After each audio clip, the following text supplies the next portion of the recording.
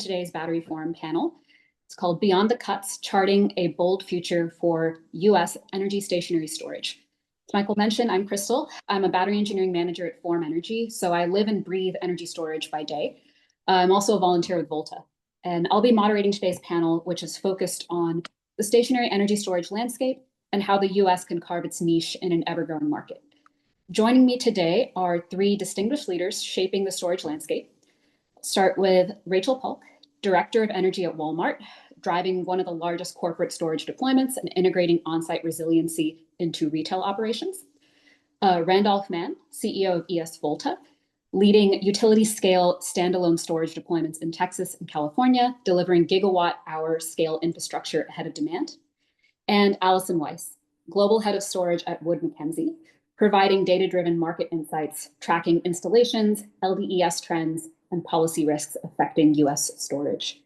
So thank you all for joining me today. I wanted to first kick this off by really characterizing the current state of U.S. stationary storage. So Allison, I want to start with you. Let's kick off with where we stand today. So according to Wood Mackenzie, the U.S. added 12.3 gigawatts of storage in 2024 and is forecasted to hit 15 gigawatts in 2025. But obviously, a potential downturn looms in the coming year if policy were to shift unfavorably. How would you kind of characterize the current state of storage? What are your thoughts? Yeah, so we'll be coming out with our official new numbers next week, but we're now expecting this year to actually be 50% up on last year as people really work to, for this year and next year, accelerate deployments and get those systems in with existing Chinese manufactured options before fiat constraints go in for projects starting construction in 2026, which will likely go online more into 2027. So we have a near-term still growth trajectory and high levels of deployment. And then we start to see some impacts coming from limited domestic supply availability within the United States. So people will be choosing from Chinese systems that won't get ITC and may range anywhere in price from comparable to domestic systems with full ITC and the 10% domestic content adder to like potentially 30% higher where sort of base case Chinese pricing is now. But we see a wide range of quotes out there from Chinese manufacturers as they try to figure out where they fit in this new picture and retain market share. And it will take some time for domestic manufacturing to ramp up. So definitely some more challenges sort of in those medium years in our 5-year outlook of 27, 28, where that domestic supply is still not going to be full scale. But then we do expect recovery towards 2025 levels as we get to the end of the 5 years as that domestic opportunity ramps in, and that'll either be the competitive pricing option or there'll be the capacity to do that, or it'll be a mix still with Chinese, depending on the pricing that comes out and the volumes available at different prices.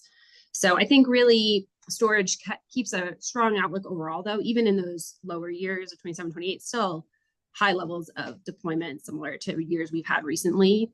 And that's because we kept ITC in general with the domestic or non-FIAC manufactured options. And there's just in this continuing need to add flexible capacity to the grid as we increase loads, as data centers and other manufacturing and other large loads continue to come online. So still, even with the challenges, comes out relatively ahead and has a lot of opportunity going into the future. Yeah, definitely. Kind of continuing off of that to Randolph, maybe like what early warning signs or signals are you watching that could either speed up or hold back storage investments in the coming year? Yeah, I mean, it's a great question. I think, to us, it's really about supply and demand and economics, right? So what we're always trying to do is find markets, and then within markets, locations and customers or grids that support, the economics of our projects. That really comes down to, two sides of the coin, right? What does it cost you to develop and build and operate, a project over time? And then the other side, of course, is, what revenue are you pulling in? And I think, right now, like we still see that being pretty economic. We're growing quite quickly. We've got, we're up to about 1.7 gigawatt hours of projects in operation or construction. We're working on putting our next, call it a gigawatt hour, into construction, hopefully over the next 6 months here.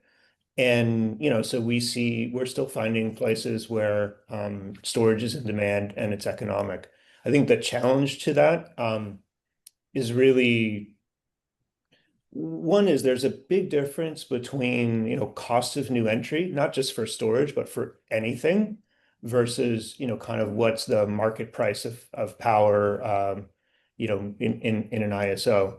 There's a gap there. And, we think about like what's the price for peak power, what's the TB2 or TB4, price differential.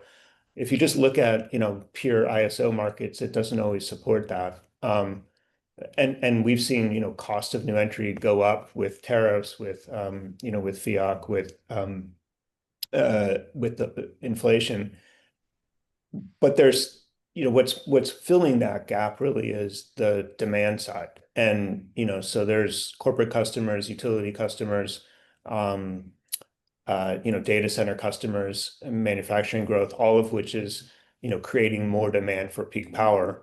And so if you want to fill that demand for peak power, you need more resources, and people are, paying for it. So we really do see, quite a many years worth of growth ahead of us for the standalone energy storage space. And I think, really the industry's proven that it can scale, that it can do big projects effectively that solve, utility grid problems and meet that peak demand.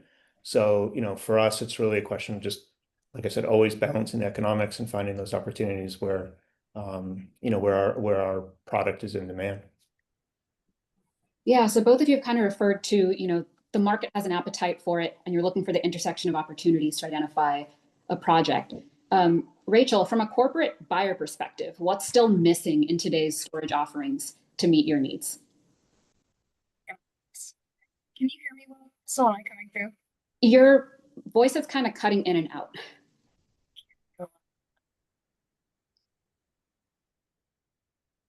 Is that any better? Yeah, that's better. Okay, fabulous. Yeah, and I think it's a great question, and I love the points my co-panelists are making. We had, I think, a sneak peek of the Wood Mackenzie numbers yesterday, Allison, and it's always a treat to get to see what y'all have been working on and how clearly Wood Mac capability is to distill some of the bigger picture industry movements into, well, what does this mean for us in terms of dollars and cents? And I think I'll take just 30 seconds. Why is Walmart here? Why are we on this panel? Here's why. I think we're a little bit unique. Most of y'all have probably been in a Walmart before. We have stores, I think, that are about a 10-minute drive from 90% of the population in the US when you look at our 6,000 store footprint across the United States. So I think we're doing a little bit of everything that's kind of cool in the industry right now. We're putting customer EV chargers in at a variety of our stores, not a majority, but we've got a handful up today. We've got a lot in the works. We love that business model. We love having folks come charge and then come shop. It's great. We're getting on last mile delivery. You can get groceries to you in an hour now, or even less than that. Most of those vehicles are EVs as well. We've got two pretty hefty teams looking at on-site energy asset solutions, both at stores and our supply chain sites. I lead our supply chain work, and that's those buildings for us, because of the billions of dollars of investments we're making in automation equipment inside those facilities. It's taking a building for us that's gone from like 2 or 3 megs at peak to 5, 10, maybe 15, just depending on a refrigeration system and HVAC requirements at those sites. Great. We have a part of it, I'll dial in more there because that's the most relevant for this conversation. We have a part of our team that engages in offsite PPAs. We're in the rec market as well. Good tax equity piece of work as well. And then, of course, we're always engaged in energy efficiency, what's innovative, where we will never be someone's first pilot on a new technology or a new battery, and that is what it is. But we'll be 4th or 5th, when it comes to especially some of the chemistries I'm excited to talk about that may or may not be hitting economics that are competitive with more of the traditional chemistries that we have comfort with. And then lastly, kind of the oddest thing, we have a retail entity from an energy perspective as well that is engaged in certain markets. So we have the capability to buy and trade in some areas, and we've got some very smart folks who've been in that business for a long time, leading work for us in ERCOT and PJM and some of the other ISOs where that's an option. So for us today, I lead our on-site energy asset development across our supply chain portfolio. We've got about 100 different buildings throughout the US that are getting big. It's not millions, it's building one of these brand new is $1 billion price tag, great. So we know we have really intense requirements when it comes to keeping the building up. Energy resilience is a major area of focus. And then also making sure we can get all the electrons we want where we want it, which is starting to become a major question mark across the country, just because we're bumping shoulders a little bit with the data center industry, which is pretty focused on sucking all the available capacity out of the grid. And Walmart, we have some feelings about that. We will also engage legally in rate case negotiations and say, hey, we've got, I think, very real concerns about the way that the cost of those developments are socialized among ratepayers. We're a large ratepayer. We engage with over 950 different utilities throughout the US. Obviously, there's a lot of difference in how those rate structures work depending on what market you're in, but that we're very concerned about having to foot the bill and having our customers have to foot the bill for some of these developments. And so that's an area I think as this group, probably maybe you'll see us in a rate case somewhere beating the drum from a rate perspective where we're worried. So to get back to your initial question, what aren't we seeing now? For us with BESS specifically, it'll always boil down to how much storage can I get? Do I think that fits my needs? And when I look at from a total cost of energy analysis perspective, is it competitive with just getting that generator or just getting that generator really, and whether that's diesel or nat gas, fine. We have sustainability commitments that we remain committed to. But at the end of the day, for us to get projects on site, that really boils down to the economics of it. And from being at RE Plus last week, it felt like everybody's talking point around, especially on solar, BESS, et cetera, how we're going to move forward. Well, rates are going to increase so dramatically. We know that's coming, that our projects will still hurdle. And I like that, hate that talking point. I like it too, because when you think about what that means for the average consumer, and can grandma keep her air conditioning on, and as summers are getting hotter, can we heat as winters are getting colder? Like we've got very real concerns around that. What I want to see from a BESS perspective, I desperately am so ready for an alternative to generators when it comes to how much storage you can get on site, whether that is a long duration type of chemistry or just faster charging paired with solar on a site. We're very keen to see some of those either improvements in existing technologies or new technology chemistry types come on the market, and that's something we'll be very engaged with. We have, I think, one advantage, one or two pros and cons, right, to Randolph's point around where you put stuff when you're trying to develop these projects, where we know where we are, and we want coverage in those locations. But then you've got all your existing site conditions, you've got a facility you need to not interrupt. But then very real different parts of the grid, obviously, you've got very different capabilities from a resilience perspective. And that's where we've really done some work to dial in on where we think we have high risk resilience and reliability challenges. And then, okay, what solutions can we deploy with our developer partners to be able to mitigate those issues? Yeah, so sorry, but that's the rundown on why Walmart Energy is here today. I've got my background on. We're about 100 people sitting in Bentonville working across all those areas. And then it's a cool slice getting to see and engage in all of these different markets, just because can you do something? Oh, it depends. What's the rates? What's the rules? What's the regs? And that's been neat to engage in as well.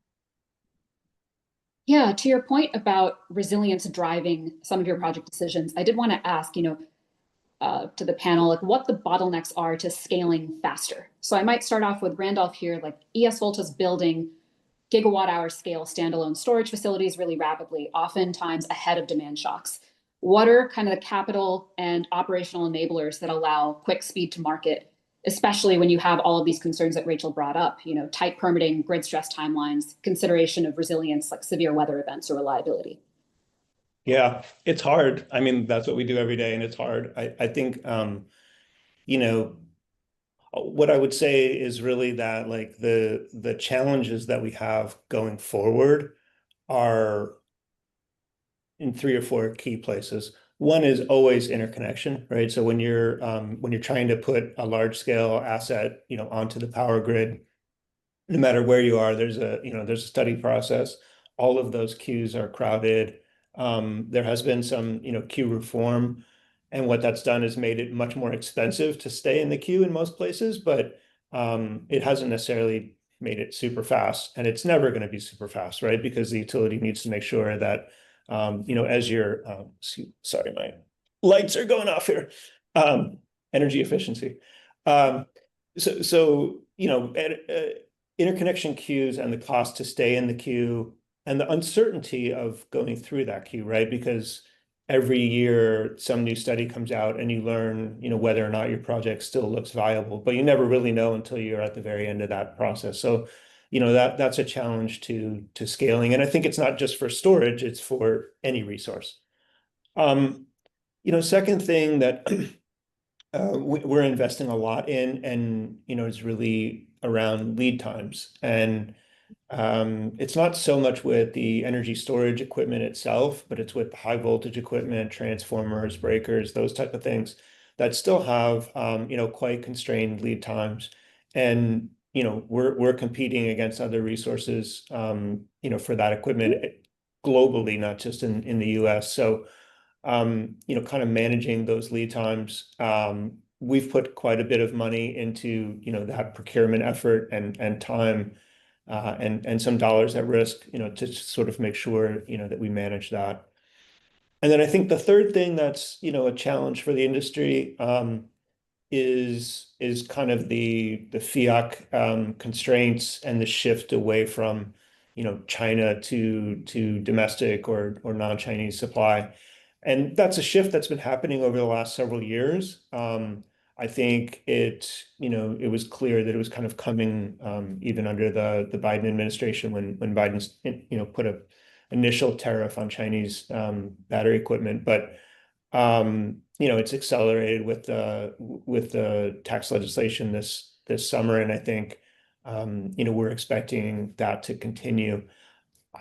Obviously, building domestic supply takes a lot of time, and the Chinese have invested in a huge amount of supply. So as we go through that shift, I think there'll be a little bit of sand in the gears that could cause some disruptions. But those are the challenges. I mean, honestly, there's solutions to all of those, right? And I do think that the industry has proven that it can mobilize the capital, mobilize the resources, mobilize the equipment, and build large scale projects that really make a difference to the power grid. And you can look at Allison, I'm sure, can show us the data, but storage has made a difference in terms of reliability and resiliency of the power grids in Texas, of the power grids in California, of the power grids in the WEC. And I think we'll continue to do that.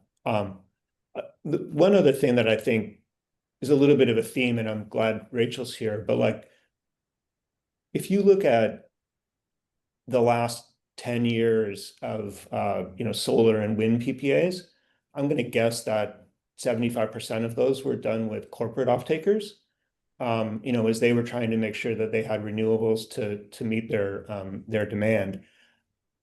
We're just now starting to see corporates doing transactions with standalone storage projects. We've done one and we're working on a couple more.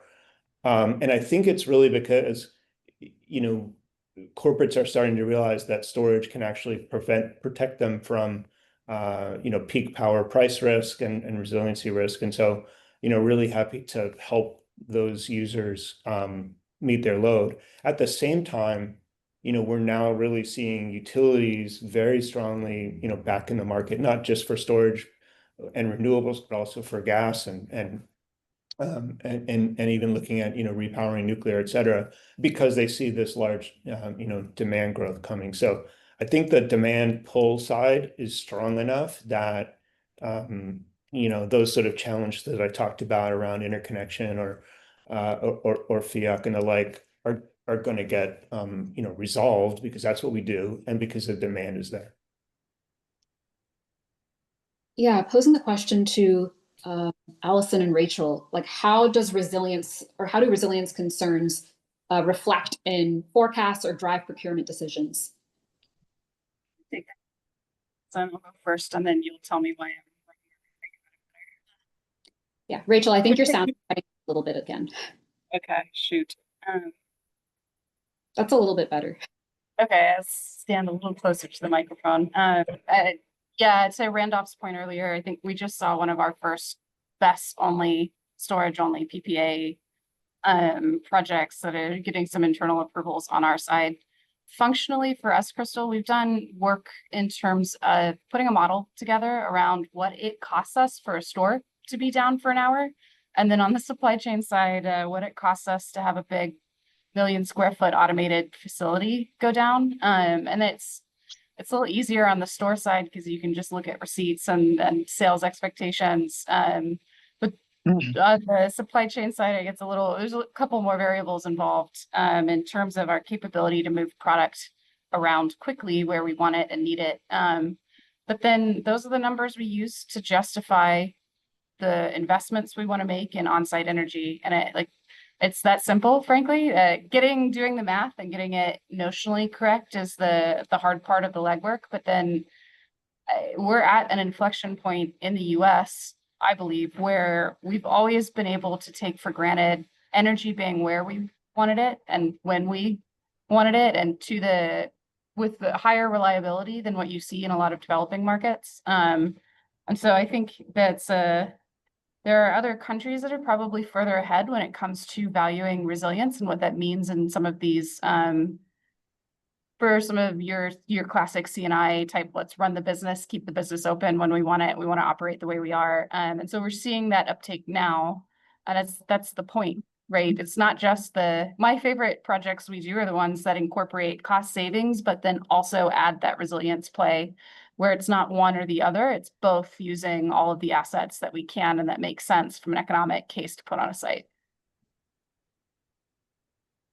Yeah, so I think looking at the markets or from the national perspective, C&I has been a relatively small and stagnant sector so far. I think it's poised to change going forward, but hasn't driven a lot of the growth in storage installation. So, I mean, the way it comes kind of indirectly valued in the wholesale side is through what capacity storage counts for in the capacity markets for everywhere except Texas, where we have a capacity market through ELCC. So seeing that, is declining as storage gets added and smooths out the peak to longer and longer periods across systems. And that longer durations is needed to really protect the system from outages at peak load times.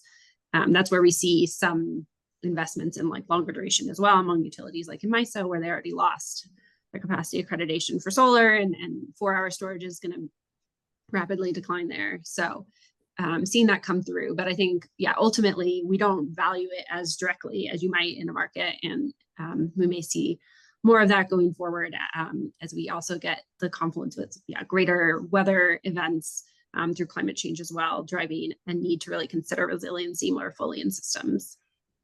I mean, as a large customer, though, you really shouldn't have to build your own electric resources to be sure that you have, a reliable system, right?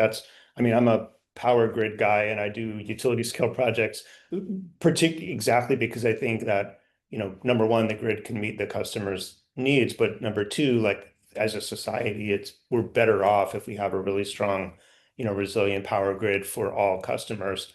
And so I think that's the right model. It's just getting a little stressed right now because you're seeing these really large loads, come in that can really change, grid needs in a market. So it was that simple all the time. saw a 30% increase last year alone in terms of outages at our facilities, driven by unplanned utility outages. And it's just a challenge of where you're located. So we've got utilities we work with who do excellent work. We have utilities we work with who are a little more challenged. And it's a tough, if you weren't that up on your P's and Q's, it's only getting harder, frankly, with the, call it non-major weather events that now can do, like, just causing more and more disruption. Like, we're seeing thunderstorms in Texas bring our sites down. And like, it's one thing to have to do hurricane prep or even like highline wind type of mitigation for these events that occur maybe once or twice a year. But if we're at a point where thunderstorms are being able to take our site down, that's a problem. And we also, you can tell if I have conversations with the utility and the majority of those conversations are focused on tree trimming, I'm not having the right conversations, right? I hate for us that our talking points from around reliability have to be a little bit anti-tree because we don't want that line incursion, or even like animals getting into substations, folks hitting a pole at 3 a.m. in the morning and bringing that. Like, those are all very real reasons why we're realizing just with that trend and the pattern of those types of issues, kind of common ground issues increasing in some of the markets we're in, we're very justified in at least having backup assets at our sites. Yeah, no, I'm not disputing why you're doing it. I get it. And I think, the challenge, right, is to like make sure that the grid is resilient and capable, but to your point earlier, like doesn't create a affordability problem, and really do that as efficiently as we can. Yeah, I think we're facing an inevitable affordability problem with all the policy constraints that have raised the cost on all fuel types and then renewables, especially being targeted, and then the addition of new loads and then how we get that, as you said, allocated across ratepayers or the people adding the load. But some additional storage definitely helps, and I think that's an argument, to have it help the reliability for everyone, an argument that hopefully some of it is not just going to peak shave. Some of the utilities are setting it up so that the large loads will use storage to shave the system peak, but behind their meter, they could do the same thing on the utility side and then maybe have a little bit more broad use of that storage across other use cases as well at other times. Yeah, we have about 5 or so minutes left, so I want to make sure that we close out here and then open the floor for some Q&A. But before we wrap, let's do a little lightning round. Could each of you share one bold prediction or hope for U.S. stationary storage looking 5 years ahead? Whether that's a policy change, deployment milestone, industry shift, you name it. Like, what's your North Star? I think we will have a very robust domestic manufacturing capabilities for stationary storage by the end of 5 years, with the ability to meet the full demand of our additions, if that's what the economic choice is. Yeah, I like that one. I think that's true. I also think that we're going to have, a robust set of utility scale storage assets in every state in the country, not just, a handful of markets, sort of where we are today. So I would love to see some of the options that are being piloted now start to move closer towards commercialization. I think some of the stress testing of the LFP model, because of FIAC, because of the political environment we're in right now, is going to encourage more homegrown development. Maybe there's still low-hanging fruit, or we just haven't put the right concepts together where somebody could come out with something tomorrow, or not tomorrow, but that could challenge the default models and the default chemistries that we have. That would be a fun time for us, I can tell you that. Great. Thank you so much for each of your expert perspectives today. Wish this discussion could go on even longer, because I've learned a lot. But the Battery Forum audience benefits enormously from this insight. But with that, I want to open it up to some Q&A from the audience. I think we can take a couple questions before we wrap.